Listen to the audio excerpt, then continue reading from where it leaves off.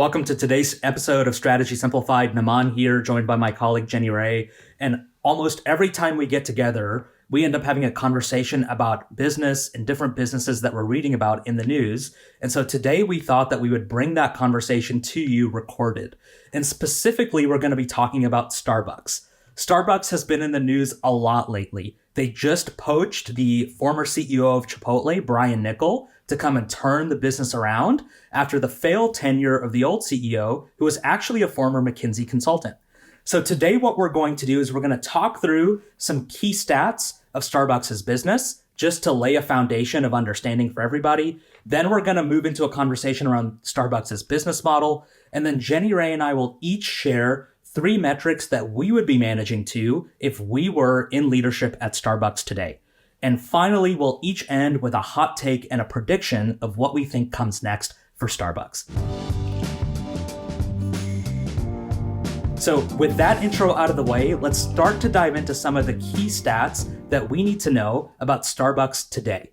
So Starbucks internationally has over 36,000 stores, over 20,000 of which are international, not in the US, and around 16,000 of which are in the US.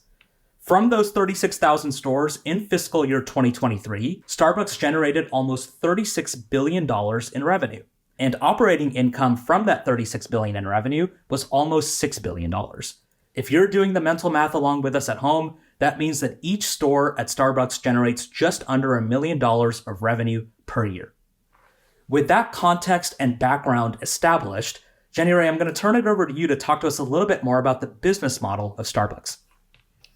I love it. One of the things that we teach in our seminars when we're trying to clarify business strategy is that the best business strategists are actually insanely simple. And instead of trying to think about a complicated dashboard of 7,000 metrics, we have one main metric that when you port it across any industry, any environment, any location, you're going to find that you have a very similar set of ideas that will help you succeed in that type of either advisory role or internal operator role.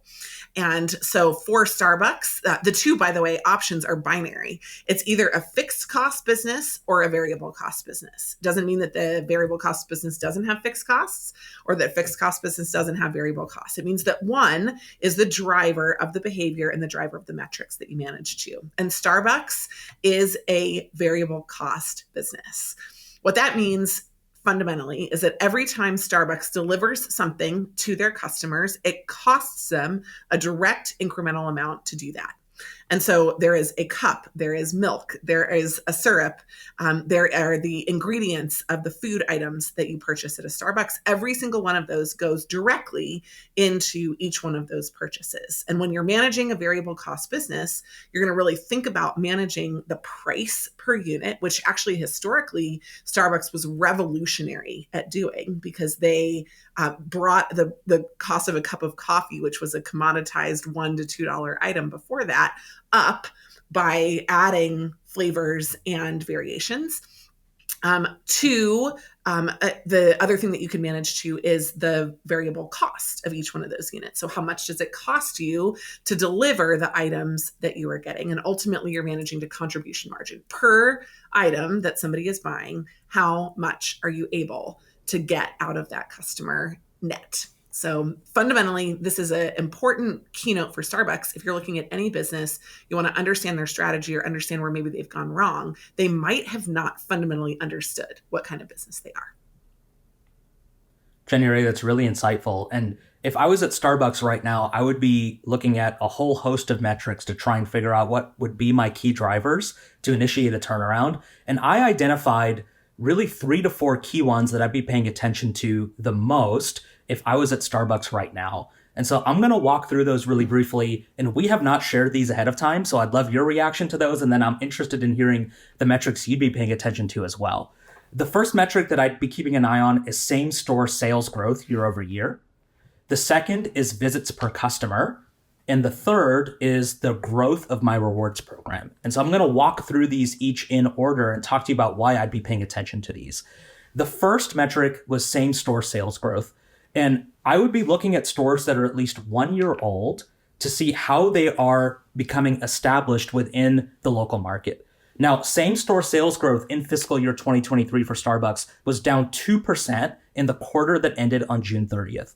And this was driven not by a decrease in price or ticket value, but by actually a decrease in transaction volume. So in that quarter, transactions decreased by 6%, while ticket values were actually up by 3%. So as I was looking at the P&L, that told me that at least for that quarter, that P&L that I was looking at, the contribution margin that Starbucks was able to generate from a transaction was not necessarily the key driver of the same store sales growth decline as much as visits, volume, and a decrease in transactions. So I'd be looking at, if I was Starbucks, a way to increase the visits per customer that I can drive to my stores. If ticket value isn't the primary driver of slowing growth and it's a decrease in transactions, the implication is that a decrease in transactions is driven by fewer customer visits.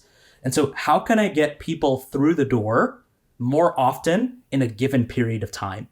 And the way that I identified is the optimal way for Starbucks to do that is through growing its rewards program. Starbucks loyalty members spend 3 times more than non-members and visit more often than non-members as well. And 41% of Starbucks' US sales are contributed by loyalty members.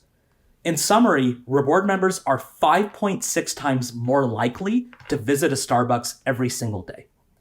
And so if I can grow my rewards program, I can increase my visits per customer, and I can also start to increase some of the contribution margin that I would be able to generate on each individual purchase. And so that leads me to my bonus metric that I wanted to discuss as well, which is average transaction size. It didn't make my top 3, but I would be keeping an eye on average transaction size to see that as I increased volume, am I staying within the transaction size range that I want per ticket? And because what I don't want to do is necessarily increase volume at the expense of pricing power inside of a variable cost business. So I would be keeping an eye on that as I was trying to increase foot traffic to my stores. Jenny Rae, what do you think about that? And what are the metrics that you'd be looking at? Namaan, first of all, I think it's cheating to have a bonus metric, but that actually tees up really well what I was thinking about here for Starbucks. I think that it's really insightful that you did some historical analysis. And also I think that's cheating a little bit because not everybody knows where you're starting from. And sometimes people over rely on what happened to try to solve for the future. And it's not necessarily at the root of it because for example, the visits per customer could be down, but also like the new customer acquisition or the customers per store, unique customers per store could be down. So there are other ways that that could be influenced. So I just wanted to like add that as you did a great job, but also I would caution against that a little bit. But parlaying off of what you said, the bonus metric is actually my first one. So I looked up the average revenue per visit per customer, and it's $5.56. And I'm sitting here as a mom thinking, is there a store in America that has the ability to charge less than $5.56 for a kid's meal? I don't think so. And so when I was thinking about this and I was thinking about what Starbucks doesn't do, one of the things that Starbucks doesn't do is it doesn't bundle. There isn't you come in for a coffee and you also get a food item and that's $9. And there isn't a kind of slimmed down menu that would be an expedited option that would also be a bigger ticket price. So anyhow, I think that this is one of the opportunities that I would look at. How could you increase the average revenue per customer? It can't probably be through coffee upsells, even though I definitely also pay more than that at a lot of other places. So it's got to be through food, through accessories. And I think there's probably some really needed innovation in their food offerings because in the last few years, there have been very few great lunch options, right? There's very few fresh options. There are a lot of things that I think are lacking on the food and the pastry side that could be innovative, seasonal, et cetera. The second one that I identified, and I thought of this one when I was kind of really thinking about the type of business that it is the percentage of customers that buy food. Right now, it's only 20%. And when I was thinking about the way that I would manage a comparable store that sold something different, I was thinking about another store that I've been to recently, which is a Wendy's. I mean, other fast food options would fit into this.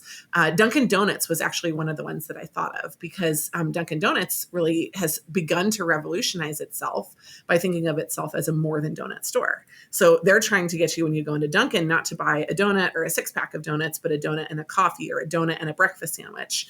And having that kind of more than option, but only 20% of your customers opting into that now, I think means that something's wrong, either in your pricing, in the way that you're offering it, or in the product itself. So I would look at those fundamentally. And then the third option is the value of an average bundle externally. So, I don't only look at the current options, but I'd want to look at benchmarks. And you can look at that for all of them. But when I would think about what to price, the average price of a meal deal at a restaurant that's a fast food service option, which, by the way, one of my bonus metrics would be the percentage of clients that use the drive-through or that order ahead, but especially the drive-through. Those are your kind of like, they need an expedited list potentially in an airport. I don't know, Naman, if you've ever stood in what felt like an hour line to get a Not Starbucks, but anymore. like, yeah. So like, if you don't do that anymore and you used to, like, there has to be some kind of expedited option where you don't get the full menu, but you can run through that expedited service option, or you can book it ahead. You arrive at the airport, you book something, and it's there for you when you get into the store, right? There has to be some kind of like operations or queuing metric. And the fact right now that the bundles at these other places are $10 and they're not even getting close, I think is really fascinating. So, you talked a lot about managing the volumes, which is great. I was just thinking like, hey, I think that there are fundamental issues with valuation on the price that people are willing to spend per item. And I know that for me, if I felt more value in an individual Starbucks visit, I would be willing both to pay on that visit more for it, but also a higher likelihood to return. So we could probably go on for hours, but those are my three. I think that's great. And I agree with you that when I think Starbucks, what I used to think was convenience, right? Like I want a cup of coffee quickly. I want a snack or a sandwich quickly. And the complexity of the menu, the time that it takes to service a transaction has dramatically increased to where Starbucks no longer feels like a convenience. It feels like a chore to go get my coffee, get my sandwich, and then move on with my day. I think the danger with potentially expanding the menu or trying to be all things to all people is that you add further complexity to your operations and you somewhat water down the brand from being one of potentially quality coffee and food that goes with coffee, right, to pursuing like higher basket sizes and higher ticket sizes, and maybe moving away from the core business and what people actually come to Starbucks to experience. So that's a problem and a challenge for Brian Nickel to try and solve. But that's just one of the things that I was thinking about as you were talking through some of your bundling ideas and how we could increase the average transaction size at a Starbucks. Well, if we move from there into hot takes, which, by the way, I agree with you. Part of how I would bundle is I would pick out some of my either highest contribution margin options. I'd look at those first, and or my most frequently purchased items, right? And I wouldn't necessarily try to change customer behavior to try to drive the things that they're not already buying. I would just try to get them to think of me as a place where they're willing to spend $10 or $15 per person instead of a place where they're willing to spend 5 or 6. And there are, I think, big operational changes that we'll see at Starbucks that I'm really excited to see roll out as well. But when I think about my hot take for Starbucks, I think that we're going to see the ability to order ahead, to queue faster, to do more of, I think that was part of why Brian was hired, right? Which is that at Chipotle, your ability to actually not have to come into the store and create your burrito had reduced a point of friction to people to the point where their mobile orders just increased so much, and they were able to really deliver those rapidly. right now, the average length of stay for customers can be up to 37 minutes. That means that some people are staying for hours, but 70% of their sales come from the mobile app and the drive-through. And the That it's drive-through. like equal terrible friction every time you do that. And so if I just want to get a coffee at Starbucks, there are, I am imagining something in being pioneered where you have a two-lane option, or you have like a drive up pull up option, and then a different option outside of the, in the drive through, where you have some people running and delivering really simple orders in a different location, even potentially through a second drive through window like you would have at a Chick-fil-A. So I'm looking forward to seeing how you can innovate that. But at airports, come on, that's a no-brainer, right? You just want a coffee. You just want a coffee and a pastry. You want something that is like an under 1 minute order to prepare. There should be an expedited line for that kind of stuff. I agree with you, and our hot takes are strangely similar, actually. Mine was that Starbucks was going to move more towards the model of a Dutch Bros or a similar coffee shop that actually doesn't have a retail footprint. So Howard Schultz, when he launched Starbucks decades ago, one of his primary goals in launching Starbucks was that it would become a third space in society. And that's just no longer, I believe, the optimal mission for Starbucks if they want to optimize their financial metrics. And so Starbucks' goal until 2030 is to open an average of 8 new stores per day.